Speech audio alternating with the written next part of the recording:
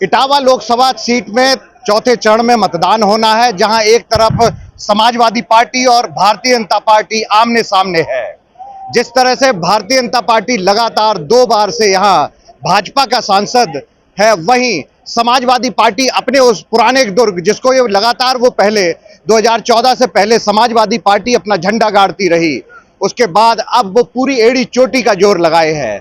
तो भाजपा और सपा के बीच में जिस तरह से चुनाव जो जुबानी बार हो रही है, उस पर हम बात करते हैं। आप मेरे पीछे देख सकते हैं, ये वो भाजपा के वो पिलर्स हैं जो रामशंकर कठेरिया, मतलब जो यहाँ से पूर्व केंद्रीय मंत्री और इटावा से सांसद हैं रामशंकर कठेरिया, उनकी वो टीम है जो पूरी तरह से समाजवादी पार्टी से टक्कर ले रही है। इसमें वो लोग भी हैं जो कि किसी समय में समाजवादी पार्टी में हुआ करते थे और अब भाजपा की विचारधारा के साथ हैं। तो हम आज सबसे पहले जिस तरह से दावों की बात हो रही है, तो जिस तरह से समाजवादी पार्टी से हमने बात की, अब हम सीधे भारतीय जनता पार्टी के उन लोगों से जानेंगे कि जो किले की बात है, मतलब इस कुल किले को जिस तरह से समाजवादी पार्टी ढहाना चाहती है और भाजपा बचाना चाहती है, तो आखिर क्या रहेगा पूरा। मैं सबसे पहले तो भारतीय जनता पार्टी के जो महामंत्री हैं शिवाकांत चौधरी, मैं आपसे ही जानता हूं। चौधरी साहब, जिम्मेदारी है, तीसरे चरण में भी आप लोग लगे रहे, उसके बाद अब चौथा चरण में पूरा गर्माहट आ चुकी है राजनीति में, किस तरह से देखते हैं? और समाजवादी पार्टी सीधे आप लोगों पर फायर कर रही है। समाजवादी पार्टी को हम एक मैसेज देना चाह रहे हैं कि मैनपुरी लोकसभा में जीतने के बाद इटावा अब की बार तीसरी बार भारतीय जनता पार्टी लगातार जीतने जा रही है और केंद्र में माननीय नरेंद्र मोदी की तीसरी बार सरकार 400 पार के पार जा रही है। हैट्रिक लगने की बात तो आप कह रहे हैं, वहीं समाजवादी पार्टी कह रही है आप लोगों ने काम कुछ नहीं किया था।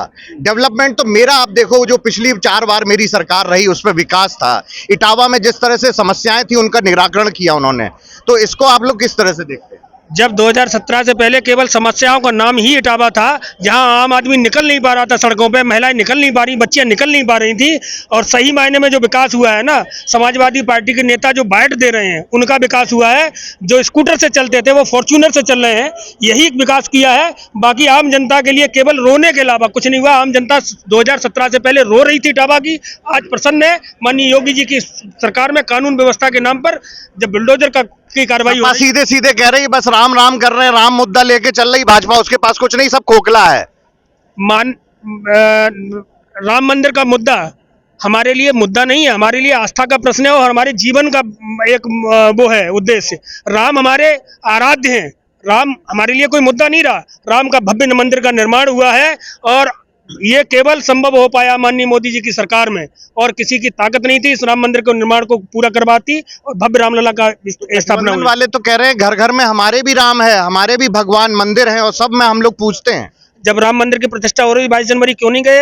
अगर आपके घर में राम है और राम को जरा सा भी अगर आपके अंदर श्रद्धा होती तो बुलावे पे इतना निमंत्रण के बाद भी आपने अयोध्या जाने की हिम्मत नहीं जुटा पाए। अच्छा, तो इस बार बेसिक मुद्दे क्या है चुनाव में? इस बार एक तो उत्तर प्रदेश की कानून व्यवस्था और बढ़ता राष्ट्र का गौरव, और माननीय प्रधानमंत्री में अटूट विश्वास और श्रद्धा के साथ जिस तरीके से भारत की जनता उनमें विश्वास जता रही है, निश्चित तौर पर विकसित भारत के लिए वोट करेगी और 400 पार जाएंगे। अच्छा, तो जिस तरह से आप में ये लगातार देखा जा रहा है कि समाजवादी पार्टी इस बार कह रही है कि हम लोग इस दुर्ग को दहा देंगे, जो भाजपा का दुर्ग है, और उस शिवपाल यादव भी और सारे लोग अब एकजाई होकर चुनाव मैदान में आ गए, इसको किस तरह देखते हैं? इटावा का दुर्ग भारतीय जनता पार्टी का है। इटावा की तो बात छोड़ दें, वो मैनपुरी दुर्ग अपना बचा के दिखा दे। उन्हें चुनौती दे रहे हैं हम इटावा महामंत्री के नाते, अगर अपना मैनपुरी का दुर्ग बचा के दिखा दें वो अपना। आप किस तरह से देखते हैं? मैं ये कहना चाहूँगा कि आदरणीय प्रधानमंत्री नरेंद्र मोदी जी को जनता बहुत तेजी से जिताना चाहती है। 400 सीटें हमारी आ रही हैं। जनता जो है वो विकास के नाम पर, किसान जो है अपनी समृद्धि के नाम पर, देश जो है सनातन के नाम पर वोट देना चाहता है। और आप आने वाले 4 जून को देखिएगा कि हमारी सरकार 400 के लक्ष्य जो हमारे प्रधानमंत्री मोदी जी ने दिया है वो हम पार करने जा रहे हैं। सब। और अब चूंकि जब बात नेताओं की हो रही तो महिलाओं से भी होनी चाहिए। आप तो विधायक रही भरतना से, किस तरह से चुनाव को देख रही हैं? समाजवादी पार्टी चारों तरफ से घेरे है और पिछली बार आपके ऊपर भी था कि बहुत चंद वोटों से ही जीती थी, मतलब सपा ने आपको भरतना में घेरा था। इस बार पूरी तरह से लोकसभा में समाजवादी पार्टी इस बार किला ढाने जा रही है भाजपा का, ऐसा उनका कहना है। जब सपा की सरकार रहती तो गुंडा राज चल रहा था, और भारतीय जनता पार्टी के राज में आज गुंडई छट गई है बिल्कुल। आज हमारी बहन बेटी सुरक्षित है। जो कानून का राज था वो उत्तर प्रदेश में है और पूरे देश में है, और हम आज अब चौथी बार यहाँ से वो जीतने जा रहे हैं। भारतीय जनता पार्टी तीसरी बार यहाँ सांसद अपना बनाने जा रही है, और यहाँ पे है तो कहूँ किसी का कुछ नहीं है, जो कुछ है भारतीय जनता पार्टी का। महिलाएं आज ये कह रही हैं, जो जिनके पास जाते हैं ये कहती है आज हम सुरक्षित हैं सरकार में। समाजवादी कह रहे हैं कि हम लोग बड़ा साइलेंट होकर जनता के बीच में है, भाजपा सिर्फ प्रचार में, मोबाइल पे और सब इंस्टाग्राम और उन पे ही चल रही है, मतलब सिर्फ सोशल मीडिया पे चुनाव चल रहा है।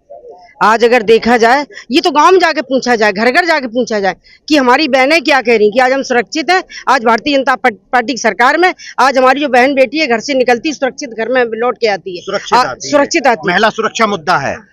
हमारे साथ पूर्व सांसद प्रेमदास कठेरिया जी भी हैं।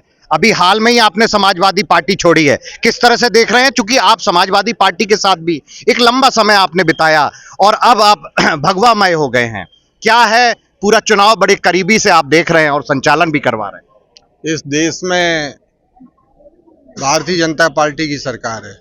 मोदी जी बहुत बड़े नेता हैं, योगी जी बहुत बड़े नेता हैं।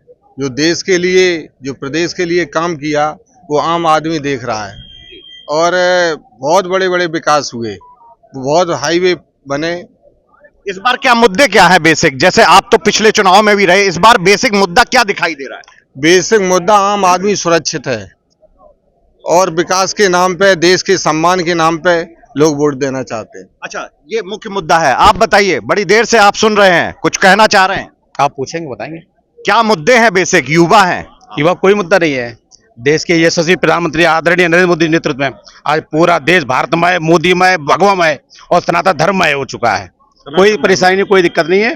मोदी में है पूरा देश, और भारतीय जनता पार्टी पश्चिम में 4 सीट हम लोग जीतने जा रहे हैं। 400 सीट जीतने जा रहे हैं। आप भी वो दौर में आप लोग हुआ करते थे और उस दौर में झंडे समाजवादी पार्टी से आप लोग सीधे लड़ा करते थे। अब किस तरह से आप देख रहे हैं इस चुनाव?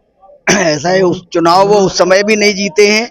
2005 में नगरपालिका का चुनाव हुआ था, सारे बूथ लूट लिए गए थे। जब इनकी सरकार होती है तो ये सारे बूथ लूट करके चुनाव जीते थे।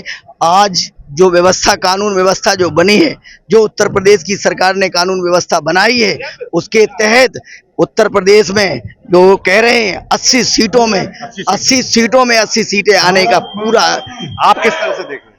देखिए, समाजवादी पार्टी भारतीय जनता पार्टी से संघर्ष नहीं कर पाएगी, क्योंकि समाजवादी पार्टी उस विचारधारा की पार्टी है कि 50% से ज्यादा वोट वो पोलिंग डंप करके डालते थे।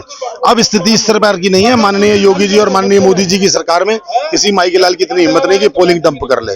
भारतीय जनता पार्टी बहुत बड़े सपा के दावे को किस तरह से देखते हैं? समाजवादी पार्टी सिर्फ दावों की पार्टी है, दावे करते ना, रिजल्ट पता चल जाएगा। हैट्रिक लग पाएगी? भारतीय जनता पार्टी की 1000% हैट्रिक लगेगी। 1000% हैट्रिक लगेगी। तो ये भारतीय जनता पार्टी के नेता हैं और उनका कहना है कि इस तरह हैट्रिक की तैयारी है। वहीं आप देख सकते हैं कि यहाँ सांसद राम शंकर कठेरिया भी मौके पर पहुंचे हैं। आप देख सकते हैं तस्वीर कि लोग अपने कार्यकर्ताओं को बिठाला है और अपना लोगों के साथ आज एक मीटिंग करने जा रहे हैं।